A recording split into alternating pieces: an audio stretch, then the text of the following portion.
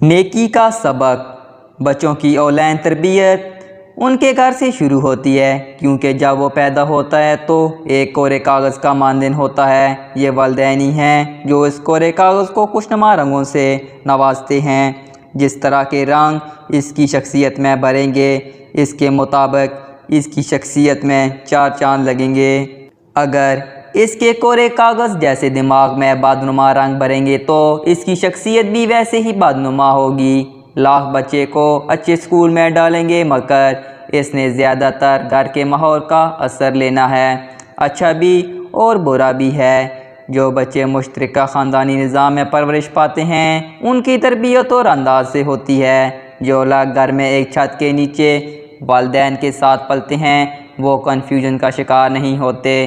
جو والدین کہتے ہیں وہ ان پر عمل کرتے ہیں، اچھی بات بھی اور بری بات بھی۔ اگر والدین کہیں بیٹا جھوٹ نہیں بولنا یہ بری بات ہے، مگر بچہ یہ دیکھے کہ والدین خود جھوٹ بولتے ہیں اور ایسے جھوٹ بولنے سے منع کرتے ہیں، تو اس طرح سے بچہ کنفیوژن کا شکار ہوتا ہے اور صحیح طرح والدین کی باتوں کا اثر نہیں لیتا۔ کچھ ایسے بچے بھی ہوتے ہیں جو احساس محرومی کا شکار ہوتے ہیں، جن کے والدین طلاق لے کر دوسری شادیاں کر چکے ہوتے ہیں۔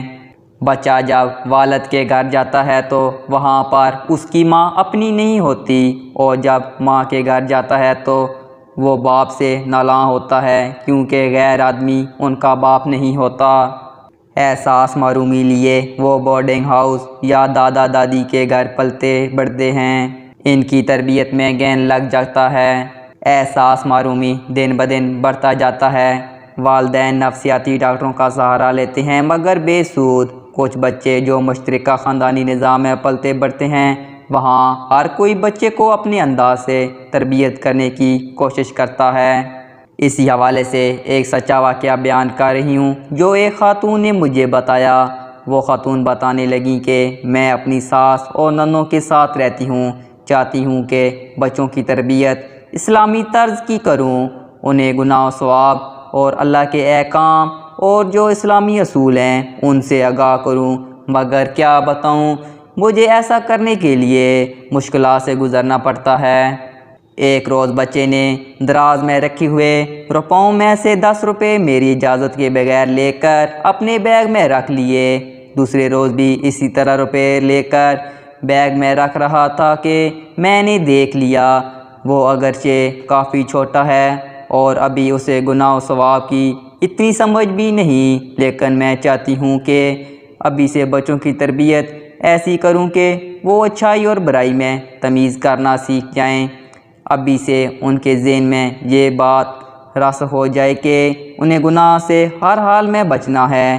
اس لیے میں نے اسے ٹوک دیا اور اسے بتایا کہ بیٹا ایسے روپے نہیں لیتے، اپنی ماما کو پوچھتے ہیں، اس طرح لینے سے اللہ تعالیٰ ناراض ہوتا ہے اور یہ گناہ ہے۔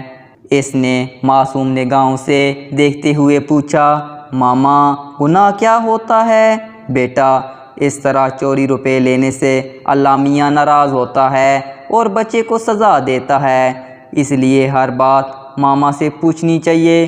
تمہیں روپے چاہیے تھے تو میں دے دیتی، یہ گناہ نہیں ہے، اگر پوچھے بغیر لوگے تو گناہ ہے۔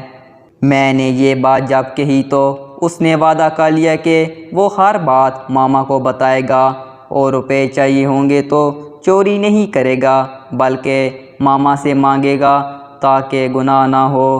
یہ کہہ کر وہ اپنی پھوپھی کے کمرے میں چلا گیا اور سارا ماجرا اسے بتایا اور کہا، پھپھو چوری روپے لوں تو اللہ میاں سزا کے طور پر دوزخ میں ڈالے گا؟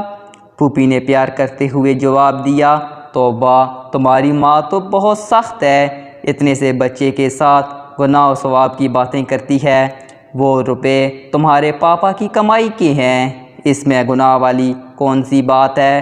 اللہ کوئی گناہ نہیں دے گا، بچے معصوم ہوتے ہیں۔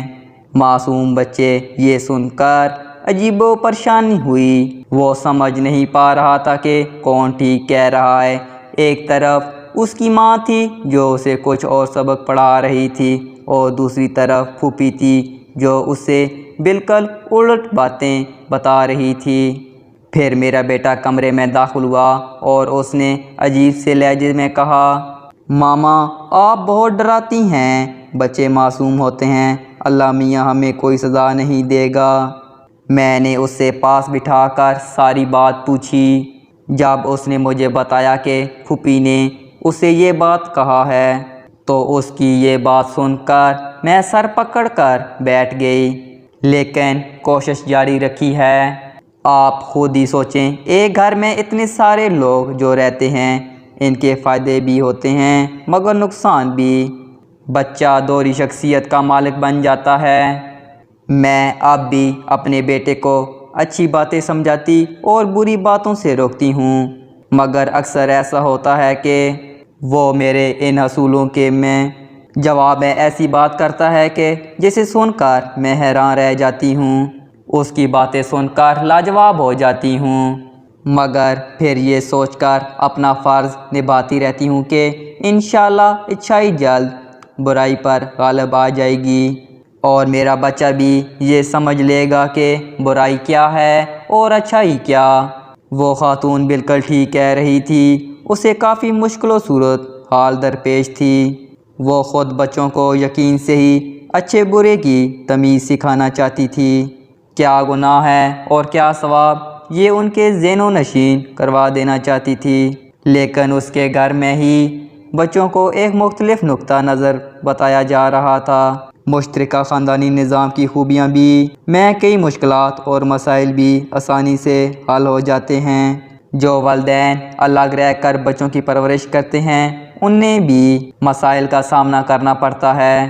بہترین حل یہ ہے کہ ان مسائل سے دانش مندی سے نپٹنا چاہیے اور صبر کا دامن نہ چھوڑا جائے۔